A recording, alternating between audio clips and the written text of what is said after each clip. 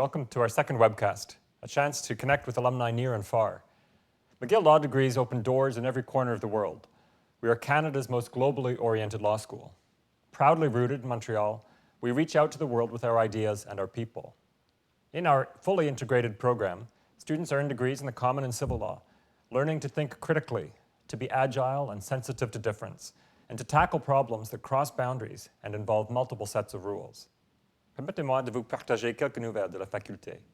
La faculté de droit est en superbe forme. Nous avons figuré parmi les meilleures facultés de droit à l'échelle mondiale, selon les classements principaux. Au niveau du corps professoral, nous avons accueilli trois nouveaux professeurs cette année qui apportent déjà une riche contribution à la vie de la faculté. Et nous sommes à la recherche d'un professeur en droit des affaires. And it's been a year brimming with student success.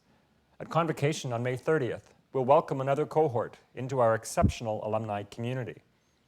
Our emeritus professor, Erwin Kotler, will receive an honorary doctorate. And overall, the outstanding caliber of our students continues to impress and inspire me. Among other things, our students brought home dozens of awards during this year's mooting season, received judicial clerkships at all levels of court, and made substantial contributions to the faculty and the wider community, running over 40 clubs and 5 law journals, and raising funds for charity at Skit Night. And many of our student successes were made possible thanks to generous support of our graduates. And it's been an exciting year for our alumni community too. During homecoming last fall, we had a record 400 attendees at our law alumni banquet. And our alumni continue to work together so that future generations of students may benefit from opportunities matching our high standards and ambitions. Among last year's reunion classes, the class of 1993 set a record, raising over $250,000 for the Career Development Office. Pour en apprendre davantage, consultez nos publications et notre site web et suivez-nous sur les réseaux sociaux. J'espère vous revoir à la faculté bientôt. And I'm pleased now to have two graduating students here with me today. Let me introduce them to you. First, we have Brittany Williams, a born and raised Montrealer. Brittany's been a director of the Legal Information Clinic at McGill for 2 consecutive years, first as Director of Human and Material Resources, and most recently as Executive Director. Brittany's passionate about access to justice, especially for marginalized communities such as racialized and LGBTQ communities, and she's been heavily involved in other areas of student life as well. A Vice President for the Law Students Association for Clubs in 2016-17, the 4L President in 2018-19, a member of the Black Law Students Association and the Women of Color Collective, and she'll be working at a national law firm in Montreal after her studies here. And also Tehran Rahimian, born in Tehran, who spent most of his childhood in Montreal. Tehran recently received the Lieutenant Governor's Youth Medal in recognition of his civic engagement, and he was selected to clerk for Chief Justice Richard Wagner of the Supreme Court of Canada beginning in September 2020. During Tehran's studies, among other things, he clerked for the Chief Justice of Quebec, worked for the McGill Law Journal, and volunteered at several legal clinics and interned at a human rights NGO in New York. Good morning. Thanks for being with me so early. Okay. Brittany, what do you foresee in terms of your career after you leave McGill Law? I'm going to be continuing my learning, but this time at a national law firm, making connections with legal community here in Montreal, continuing access to justice work, but also continuing, being connected to McGill and looking at ways to connect McGill to my current situation. Any sense in the firm, is there a particular area you're intending to focus on? Ideally family law. Family law. Yeah. Fabulous. And Tehran, as you look back at your time in the faculty, what do you think had the greatest impact of all the things you've done or experienced? At its simplest, I would say the approach that the way I've been learning the law in the past 4 years is really to look at it as this very exciting human endeavor, as opposed to just having an arcane studying of rules. More tangibly, I can think of 2 things that really shaped my time here. One is some of the incredible clinical legal education opportunities that I've had, clerking, working at a journal, and so on. Which one in particular?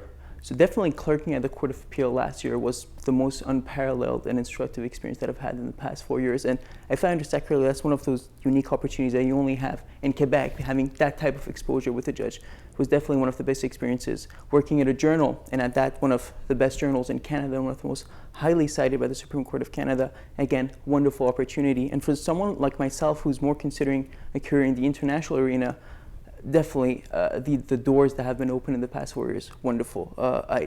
McGill is one of the rare institutions that has guaranteed placements at incredible international courts like the Inter-American Court of Human Rights, the ICJ, and the Permanent Court of Arbitration. Great international human rights internships like one that I did last summer at Human Rights Watch in New York, which again is one of those wonderful opportunities that I've had specifically through the Center for Human Rights. So what were you doing for Human Rights Watch last summer? I was in the International Justice Department, where they do a lot of international criminal law, where again, some of those distinctive marks of McGill, bilingual and bijuridical, were so helpful. Right? The International Criminal Court, which is a lot of the work we do at Human Rights Watch, you need to know French and you need to know civil law, because international criminal procedure is a mix of common law procedure and civil law procedure. I was very glad to have had that background. That's fascinating. I want to go back to you, Brittany, for a second. I mean, you spent a lot of time at the Legal Information Clinic. As a board member, I'm totally impressed by the work you folks do. What did you learn most from your leadership position at the clinic?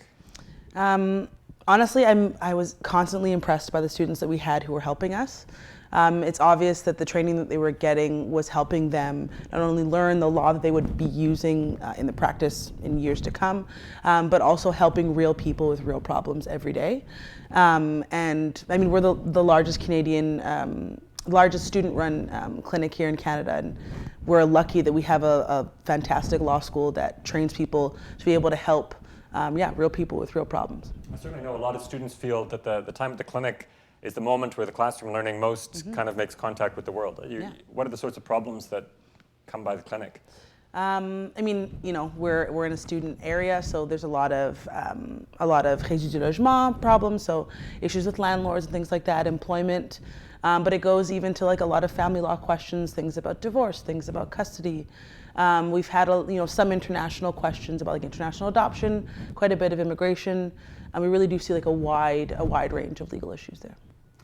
Final thing, as you think about it, any advice, like anything you would have done differently, either one of you, if you were starting your law studies again? I had the chance to be comfortably bilingual, but I would recommend to everyone to take more classes in their second language. If they're Anglophones, try to take as many French classes as you can, and vice versa. That's something Go for it. Just go for it. That's part of the experience. I don't think it's as hard as people think. Definitely not. And there's people who do it in their last year and they say, oh, I should have done this sooner.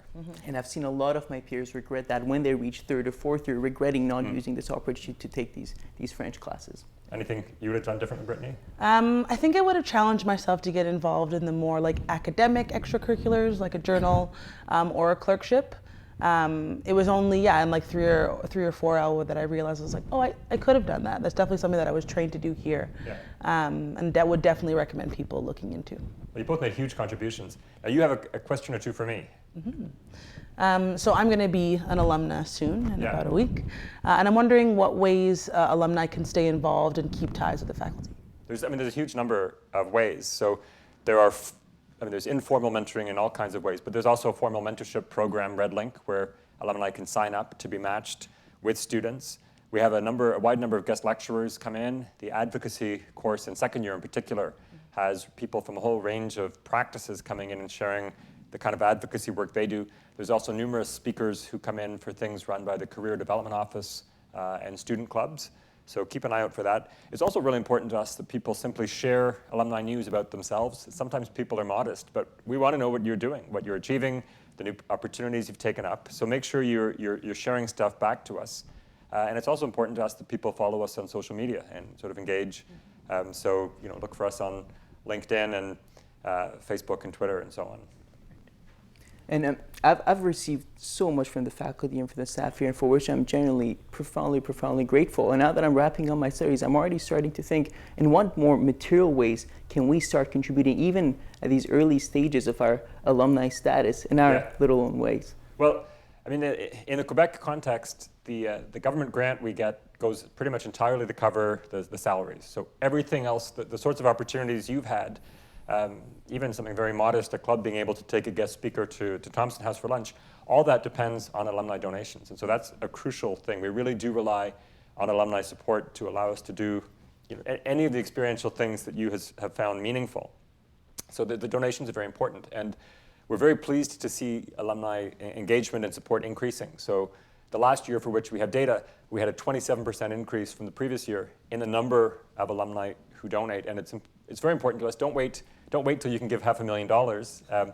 From the time you're a young graduate, sending a small amount every year is important. It builds the giving habit, and it allows you to be one of the involved alumni. So I encourage you to do that. Thank you very much for tuning in to hear more about your law faculty. Thank you for your participation. We wish you great success in the years to come. And we hope that these and other means help us to strengthen our ties with our global alumni McGill Law community. Thank you.